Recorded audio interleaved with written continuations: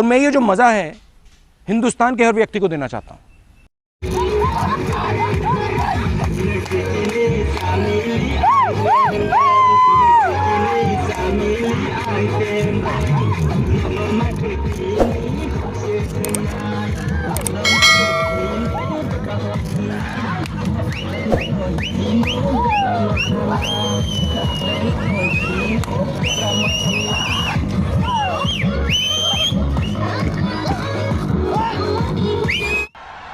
वाह क्या सीन है।